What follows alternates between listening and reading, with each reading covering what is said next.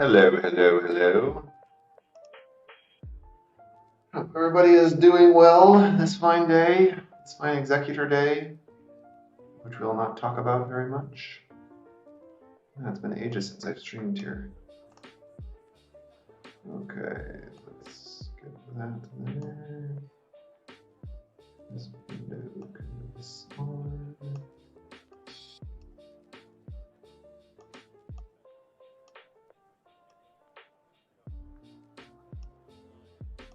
Alrighty.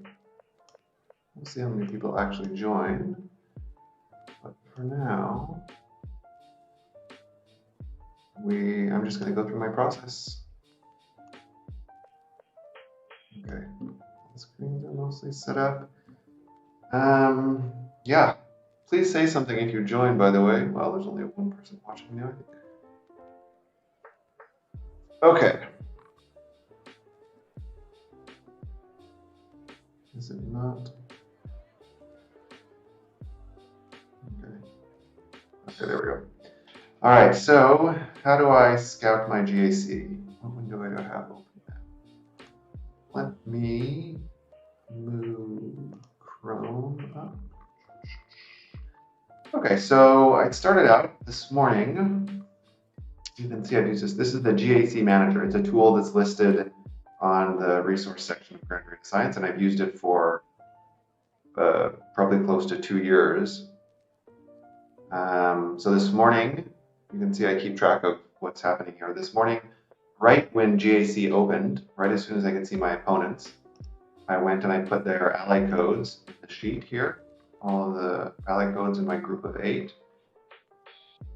Then I went and ran the get opponent data, and as of that time, it got all of their details. And that's all you really have to do. The other thing you have to do is here in this template, you choose the fields that you want to see compared between you and your opponents. The default is like 10 or 20 of them or something, but I've added a lot of them. So the first part of my scouting is what the group looks like. Each one of these tabs is for a different week. So yeah, no problem, Adam. Going pretty well. Hope you're doing well too. So I keep track of how far prior to the lock. I click on the little join button in GAC, and I keep track of how long prior to the 5 minutes. You get 5 minutes of matching time after it opens, technically. So I keep track of that because, well, just started out doing a bunch of the helping out free with the matchmaking data, but now I keep track of it just because why not? So here's my opponents. It gives, well, there's a formula in the sheet that's built in that I haven't played with that effectively gives you a risk rating, I guess, between 0 and 100. If it's 50, they're more or less the same as you. Anything less than 50 is less. My opponent for this week is Sith 63. So I first of all glance at my whole group, because I would prefer to make a plan that I can use I can set it once at the beginning of GAC for this week, and I'll just let it roll over each time. If my opponents are all approximately the same or there's nobody that I'm really worried about, that's what I'll do. Otherwise, I will change it each week. So here, just looking at it, the best league and rank. This is not always correct. There's some problem with the query, but if nobody has been Kyber before, I'm not anticipating a big challenge. Doesn't mean I could not win. I could lose still, but huge challenge. So the other thing I look at is lifetime balance. This is more like a gauge of how serious they are-ish. So this guy has 740,000, this guy has 400, 600, 500, 300, 400, 400. Either newer players, or they set big defense, or they don't attack, or they set auto, or whatever. I don't know exactly the reasons, but I just glance at this. Then I look next at this little number up above. It's not super accurate, but it's pretty good. You can see, first of all, that most people are way under me in GP. Like my GP is 8.6, and Most people here 7, 8. This is like not a very challenging bracket. Somebody has 8.3, but that's about it. This is because I generally don't high relic very much of anything, and I tend to build a very broad roster instead. So the little drop down, I don't know if you can see it on stream, but this is what I take a look at. I mean, I can see it in these sheets below, but this is like a little summary of it. So he has way fewer 6-dot mods, 500 less than me. Less speeds, that makes sense if we have so many fewer 6-dot mods. Everybody has 5 GLs at my level, doesn't really matter. A lot less relics and a lot less G13s. So that's basically, numerically, I had a huge advantage from the beginning. So I'll check a few more things, but generally if I look at this sheet and I see this, I'm going to set a defense that will roll over for all 3 weeks, and I'm going to maximize my offensive points. Just take care of my business, and I should be fine. So let's go look now at defends. This is, again, this column is the guy I'm fighting this week. So I don't really care about the other ones, right? Well, for instance, this guy, he sets a strong defense. So defends. Again, I'm sorry if you can't see this very well on the stream. I can't pull this one up very easily. Anyway, 245 defense versus my 800. Okay, 1500 offense versus my 2400. So definitely more of an offensive player, just looking at that ratio. Speeds plus 20, he has 37 and I have 84. Plus 25, he has 10, I have 30. It's been a long time since I've met somebody who beat me on mods. So this is not that much out of the ordinary. I have a very broad mod base. That's where if you look at the things that I've spent on, mods are going to be, that's where I spend a lot of my crystals. He has like almost 3 times more relic 7s than I do. At 15, he has 38. At 19 relic 8s, he has 17 relic 8s. To me, this is the reason why we're matching up, because he has a much higher top-end roster. Like if you look at relic 5, he has 47, I have 73. So it's because of like 3 times more relic 7s that we're getting matched up, which sucks for him because relic 6, relic 5, relic 7 doesn't really make that big of a difference, in my opinion. Yeah, Galactic Legends, what are their speeds? So Kenobi is his fastest, mine is 1 speed slower. Kylo Ren is quite a bit faster than me. Sith Eternal Emperor, his is faster than me. Luke Skywalker, his is faster than me. Rey, his is faster than me. Commander Ahsoka Tano, his is faster than me. I have to work because I can't do a little trick. Echo, his is, that's basically it. Everything else I'm going to be faster than him, more or less, like the important characters at least. Okay, let's go and look at the roster. The red color means they're relict. So this just means 5-star, just a color coding you can set, it's by default. I put the different factions. All I'm looking for is an imbalance here. This is not all of his characters, just the ones that I find important. So I'm looking for some imbalance. Ki-Adi-Mundi, well, neither of us have a 7-star Ki-Adi-Mundi. I will finally for next week, but not now. Okay, so no real difference. Jedi Consular. I have 4 Jedi Consular, but in 3v3 it doesn't really make a difference. I have a 7-star Omega, he does not. Maybe on 3v3. Hoth Rebel Scout, POW. So he doesn't have a Mon Mothma team. Neither of those characters really matter in 3v3 anyway, so no big deal. And Sister Spirit, only G12. That's interesting. That matters in 3v3. Kira, Vandor, neither really matter in 3v3. Home 1, mine is faster. Bistan, mine is faster. And Biggs, mine is a little bit faster. Biggs fast doesn't make a difference. It's more of the tankiness, the effective HP, but if yours is faster, you'll have more effective HP. Negotiator, we're both the same. Baron, I have 8-star 5s, he doesn't. Anakin, the same. Ahsoka Tano's whatever, the same. My Plo Koon's a little faster, but whatever. Malevolence. I have an 8-star GG and or Relic GG doesn't. Finalizer, yeah, blah blah blah. Whatever. Honestly, not much matters. In all the important metrics, I have an advantage. So there's really not anything I have to watch out particularly for from him. Especially because in general, I don't see him putting up a strong defense.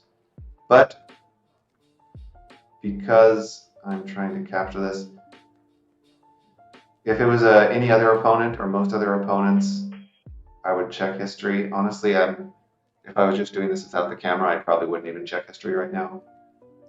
And you check history, there you just put your cursor over this in the spreadsheet and it gives you the link. Very nice little spreadsheet. So 5v5, I don't really care. Whatever, let's go to a different GAC history. 69. I think the last 3v3 was 63. Okay. 64 maybe. I'd like to see the last week. 65. Alright, okay, this is the last one. Okay, so he attacked, his opponent didn't. His opponent attacked, he didn't. He attacked, his opponent didn't. That's a decent match. So let's first, I always check defense first. I don't really care what people do on offense. Honestly, my strategy does not involve what people do on offense that often. Against good players all the time, but against a less serious player, I don't really care.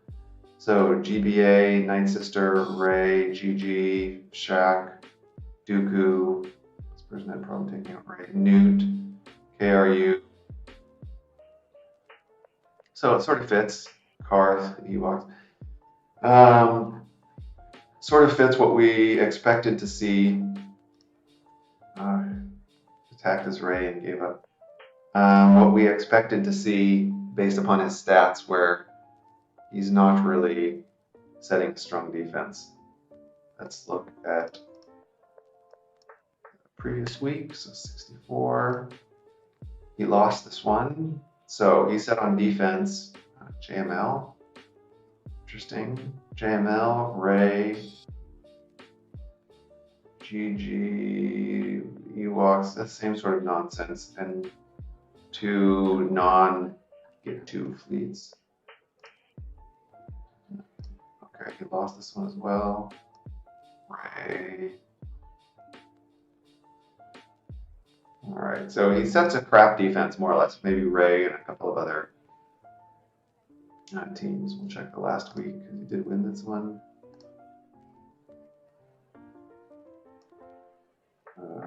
Ray again.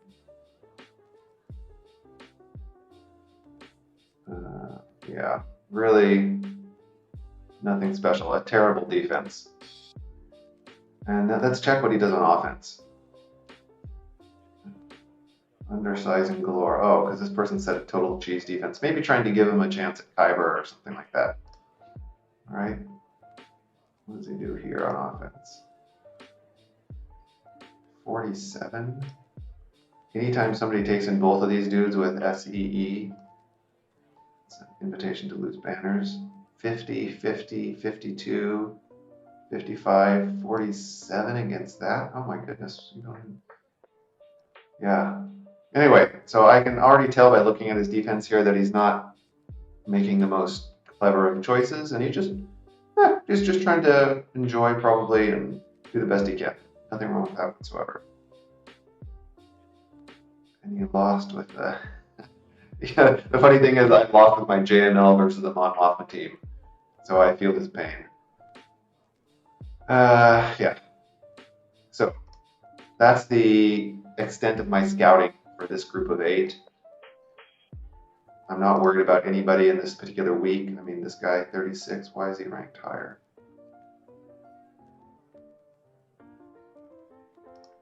His GP is a bit higher, probably, as a broader, but chromium, ugh. Anyway, so now I'm going to go on to actually setting my defense. And let me move up the Excel sheet. Alrighty. So You may wonder why I'm working so hard on the, well, not that you can really see it now, on the GAC planner, Amiga, I think we're going to call it. Amazing or assistant maximizing your influence or impact in Grammar Readers. We haven't figured out the words, but it's, I think Amiga is what we'll call it. So, I love spreadsheets, and I keep obsessive track of all of my GACs. I think this one is the master spreadsheet that goes down to the exhibit. Yeah. So, first thing I do when I'm setting my defense, you could also do this looking at your GAC history. But personally, I like to do the spreadsheet because it's easier. So this is, I made a new tab already, just copied my most recent defense from the last 3 or 3 seasons. My notes and shit like that. I have a little notes section for myself. So I can see for the past season, it wasn't a great season for me. I got a lot of banners, but I had 2 bad losses. One by a good player that we've gone back, Espada. We've fought each other, I think, 4 times. I've beaten him twice, he's beaten me twice. He's a nice guy too. And another one where I was just dumb. I should have won, but I didn't. Anyway, I even color code shit and stuff like that. Really. But the important thing is I will go to my last, it's more of my week in general, but I'll go to the very last match. I'm going to copy my defense, go to this round and paste it in here. Now this is the baseline, so I don't have to think. All of these are already set in my squads in game. So now I'm going to go through here. I don't really like to set the same defense as I did before, although to be honest, given the quality of my opponents, nothing to do with their quality as a player, but just the seriousness at which they approach GAC, I don't think I'm going to change a lot. My strategy, well, let me review my notes and then I'll talk a little bit about the strategy that I have. And I will have a little glass of some rosé, having some with my wife for lunch.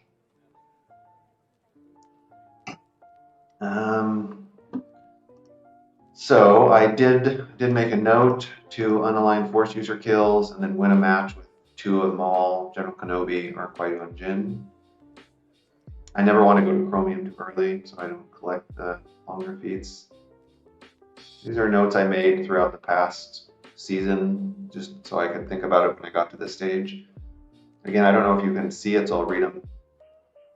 JMK, GK Cat, what counters it? C, DACA Zombie. So anyway, I know what counters that now. It's either SLK, DACA Zombie, or you can do a little like, yeah, probably TJ. No, actually, I make notes. I didn't roll over them, but I make notes when I make a loss, when I have a loss on Y. I rarely lose to RNG though. I mean, it's happened once or twice, but like I hate RNG, so I will try my very damnedest to avoid any match or any fight that involves RNG. I can't, I mean, like, there's ways to do that. That's my planning process that we're going through here now. So, my notes, JMK Cat, GK, what counters it? I know it's not C DACA Zombie, it's SLK DACA Zombie, or if you have a faster cat, you can put JMK Cat and R2. I saw Solo Base doing this. You can put JMK Cat R2, and you do Xian on R2, and then R2, because Xian's a TM swap also, will not a grant TM, it's not a TM gain, so JMK doesn't prevent this. But you do a TM swap, a Xian with R2, and then smokescreen JMK, and the opponent's cat will use their first force leap, the instant defeat one, on JMK who's immune to it. So that's like the best sort of mirror, because you can live with 3 alive. But besides that, yeah, can definitely do Acolyte Zombie as well. For me, I put in, Acolyte Zombie is fine. I did a little bit of testing, and honestly, the The AI is so retarded on that team. They always go for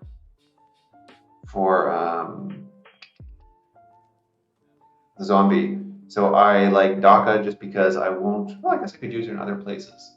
It's a good point, actually. I haven't tested that one. I've seen it on, I forget, QA's video or something like that. Anyway, thanks, DJ. That's a good point. So what other? CWAT, nope. JMK, R2, CAT. Oh yeah, so that's the other node that I was just talking about. CLS, Kara, Chupio on defense. That's in the future. Don't need CLS with Han and Chewie. Yeah, that's an old one. Hux, blah, blah, blah. JML, GK, GMY defense. No. Kara, Dune. A lot of these are just copy paste from some point and I clean them up every season. Yeah, I've seen that in a few places.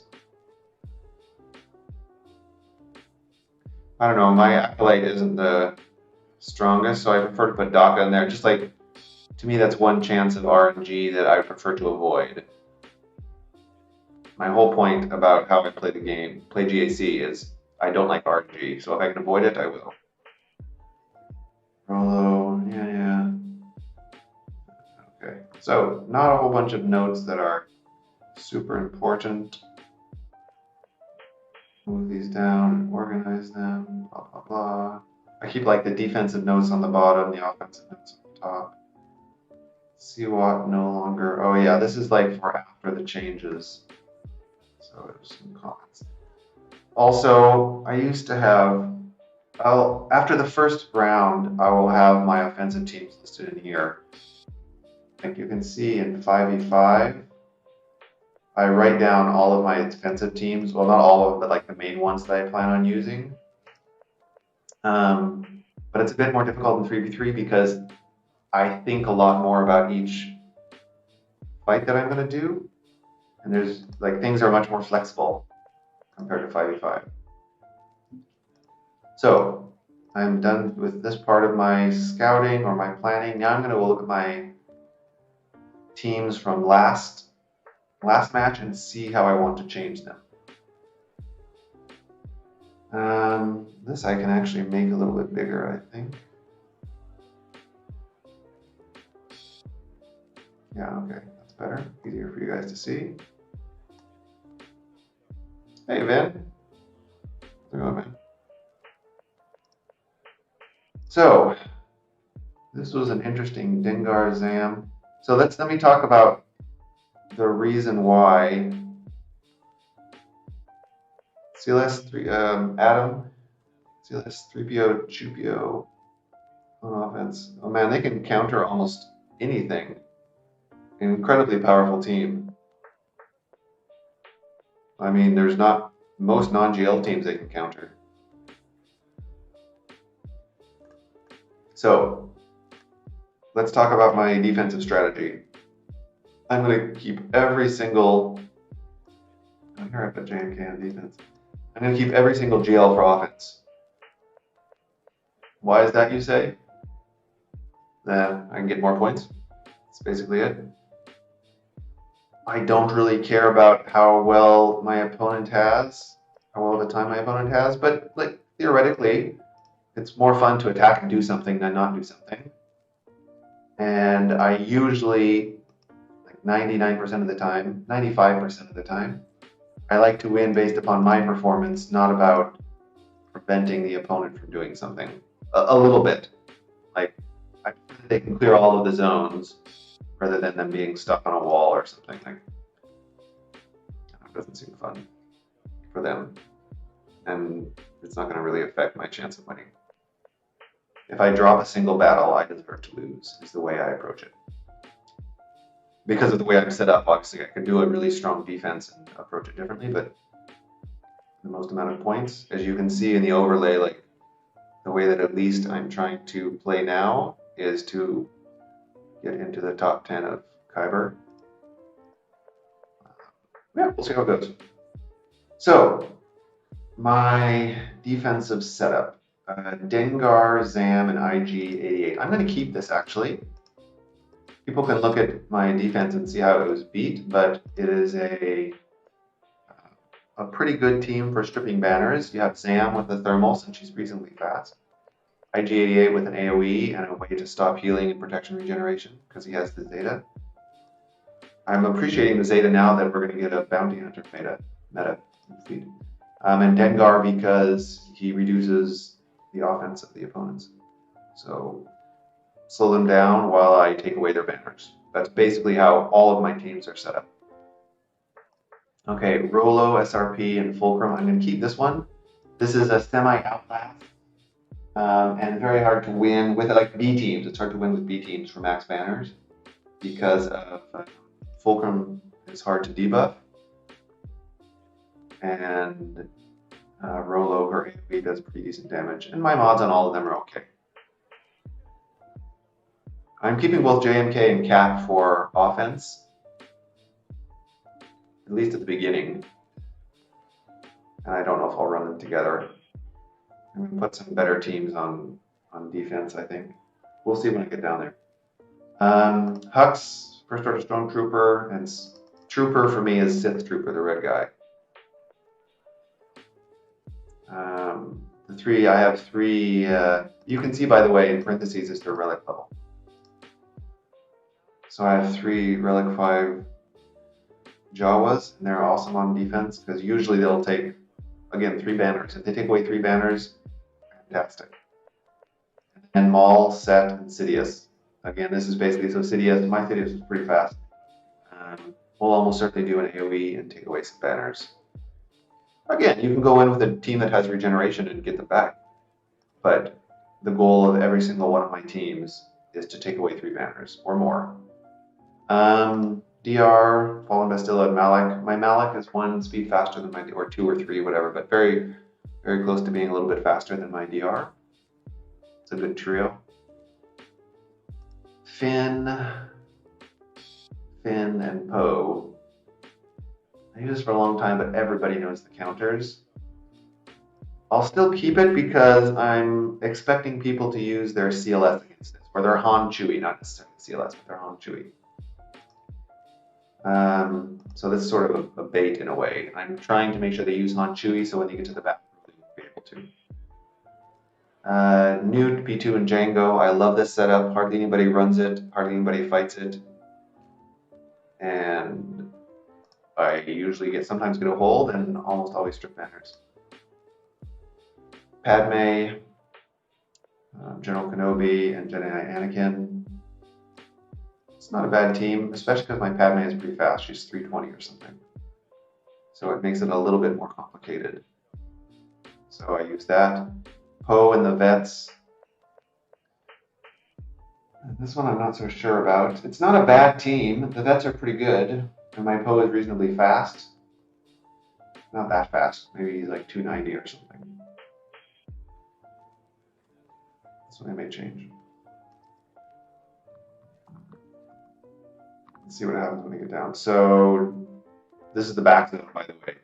This was the top front. This was the bottom front. This is the bottom back. GG, L3, and Dark Trooper. This I'm going to change. For a long time, I ran Nest, and I really like that setup. I'm going to go back to that. I was saving my Nest because there's so many more opportunities to 56 a team with Nest. However, I can 56 a team with other teams. And because I'm getting JMK and Cat on offense, there's a whole other Cat basically. I don't really need to save Nest. Trey Sion and Darth Nihilus. I love that team on defense. Very hard to beat for, well, actually I got a few holds last season, last 3v3 season. And very hard to beat for max points. So here, AV, Spirit, and Zombie. Not going to be able to run because I need to save Zombie. Not need. I'm going to save Zombie to counter Cat. But really, do I need to? I love this team. It's very hard to beat for max banners. If I'm saving JMK and Cat, I can counter any JMK team, probably for 52 or 51.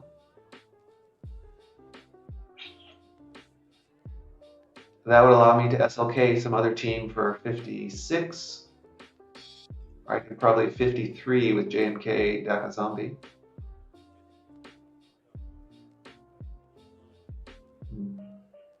I think I'm going to leave this team and depend on beating JMK Cat if the opponent places it. So far, he has not. Well, obviously, I mean, I can't see what he's going to do with Cat because this isn't the season. But I'm going to keep this on defense because it's performed very well for me. And their mods are a little bit better now than they were last season. I'm keeping them on defense.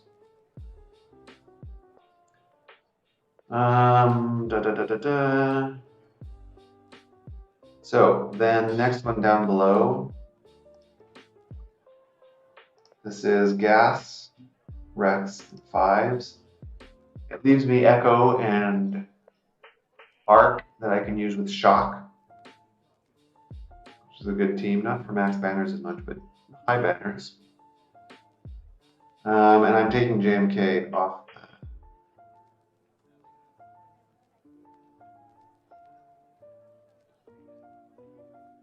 Yeah, that's true, TJ. I don't like that counter as much though. Banner-wise, I'm not as confident.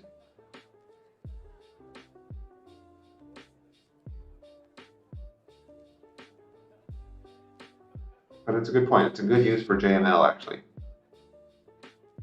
The problem is that it takes my JKL as well, and I love using JKL for 55.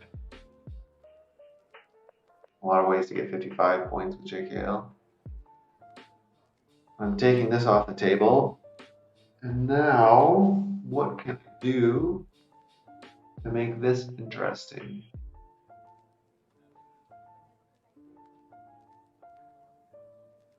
You know what? I can put EP, Vader, because it's interesting actually. Vader's a great character, but I find him a lot better in 5s than in 3s. Vader and what else? Maybe Shore, I think. Should have a pre-taunt. So this still leaves me Thrawn and Gideon. Where am I going to use Gideon? What can I do with Gideon?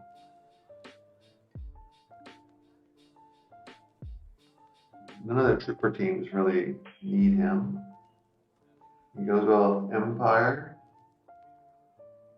Gideon. My Gideon is very fast. Not hugely fast. Pretty fast.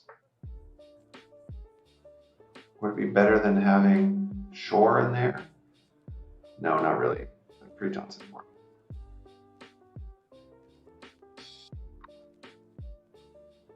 What about this Poe-team? Could I put Gideon in the Poe-team? I'm going to unzoom a little bit so I can go back and look at my last 3DC season. Did I always run Poe in there?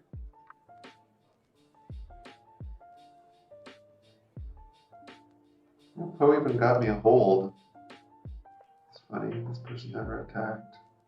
This is one I lost, and I was really stupid on my 11 counter.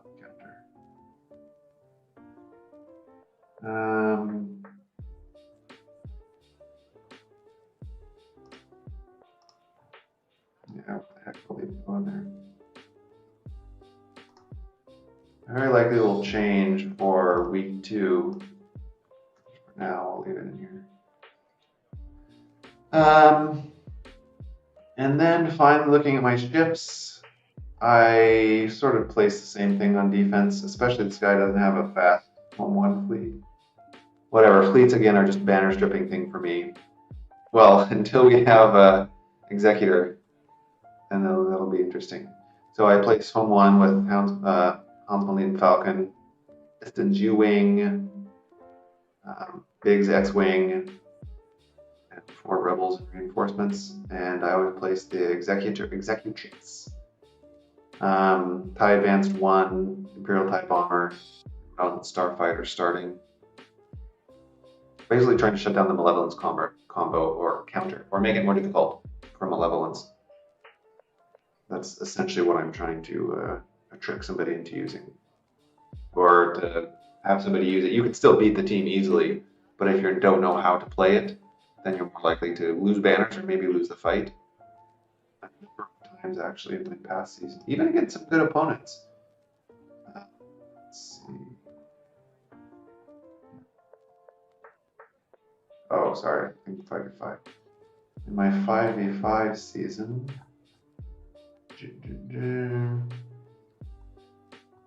yeah, he wasn't able to clear home one. Wasn't able to clear home one. Wasn't able to clear executrix. So pretty decent success with those two together.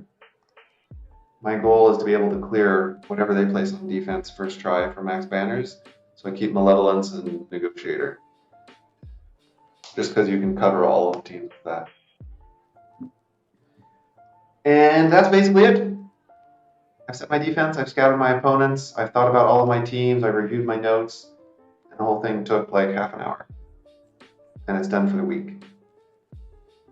Although, I mean, keep in mind that this really is because when you look at my opponents, none of these opponents, mathematically wise, like numbers wise, should pose a great challenge.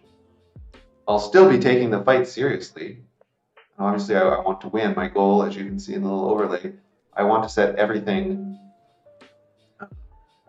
I want to win every fight with a one shot. Oh, actually, you know what? I do want to go back and look a little bit at the teams and explain the mechanics between each one of them and why I set them to strip banners. That's the last thing I want to do in this video before I end the stream. But if anybody has any questions, I'm happy to chat about anything whatsoever. So I explained Dengar and banner stripping, I mean. Zam and IG80 both have AoEs. Dengar will go into stealth, he has his AoE. So I'm trying to force any B team, like if my opponent keeps GLs for offense, looks like he does, and most of his good teams for offense, the GL should always win with max banners. Oh, just a second. Hold on to your hats. I don't have CLS on defense.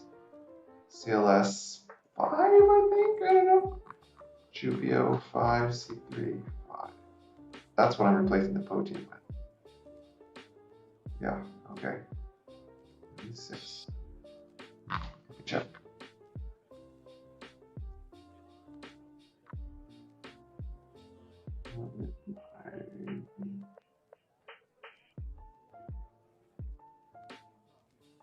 He's 5, okay. So the Po team, are any of this Po better than any of these teams back here? Nah. All right, so let's see. Back to what strips banners. So this is the second team here is about Rolo getting her AoE off. That's the plan for her stripping banners. This is about Trooper's AoE and just damage in general. And it's harder to go against this Hux team or against Hux teams in general because of the extra damage that happens on basics and the assists and stuff. The Jawa is very simple. You're going to hit them and they're going to apply thermal detonators and they'll do some damage to you. 3 banners. Maul and Sid, this is all about Sid going first. Like I said, my Sid is pretty fast with good mods. So he's like at close to 300, I want to say. Maybe 285. So with the 20% TM that Maul gets, he's around 340 or something like that. So very hard to go first and prevent that banner being taken away. DR, whatever. I think everybody understands that one. Finn, like I said, this is to draw CLS out, or to draw Han and Chewie out. Newt, Django is probably going to take away banners. Newt probably will take away banners, and B2 is going to take away banners. You have 3 banner removers there. Padme is hoping to pull out the JKR. Besides that, it's just a sort of timeout team, I guess. CLS is difficult. I finally put better tenacity mods on my Chupio. My CLS is built for not for tenacity, but for tanking. I think he has all protection, fast protection mods on him with defense primaries. GG, L3, and Nest. My L3 has her Zeta, so she'll equalize with GG if they go straight after GG. Nest makes the Mothma counter not work. Anyway, somebody has to think a little bit on this one, and there's no easy counters. Usually we'll break up a little bit one of the existing ones that people know about at least or are comfortable with. The Triumvirate, just banner reduction again. Troopers is a great way to kill it, but very likely they use Troopers on Chupio or Finn perhaps, or they're going to use it on one of the upper teams, or they want to use it on AV or EP. I mean, those are the teams I'm trying to pull out or prevent from being clean. And even Troopers against Treya, you still have a chance to finish like with 52 or 53, which to me is a win. That's perfect. This AV Spirit Zombie is just difficult to kill. And if they go first, and they have a good set of hits going and they're removing TM, it's difficult to win unless you take in an overpowered team compared to like the approximate value of them. General Skywalker on defense is awesome. Rex and 5 I think are the best two. I like to make it as strong as possible for people to struggle with. And this one I don't think I've placed before, honestly. But my Vader is pretty fast. He's Relic 8 and well modded. My EP is also pretty fast and well modded for potency and offense. So the goal is for Vader to move and do his Force Crush and then go into Merciless. Most people will probably send a GL against this, but hey, it's fine for me. That's sort of how I look at it. They have 5 GLs. This guy probably will only have 4. So where is he going to use his 4 GLs to make sure he wins? Probably DR. Maybe Chupio, I don't know. But DR I think for sure, he'll send a GL. Probably do a GL against GG. Probably do a GL against GAS. And then he sort of has a free GL, maybe against the new Django team, because that's really annoying. And then he still has Padme to worry about. He has Finn to worry about. Probably use Han and Chewie against that. Then he gets to the back wall. He has Treya, AV, EP team. There's solutions for all of them, but not high banner ones normally. Or there are high banner ones, but most people don't know how to use them or are not familiar. And that's basically it. Any questions before we end the stream or any other topics somebody wants to chat about?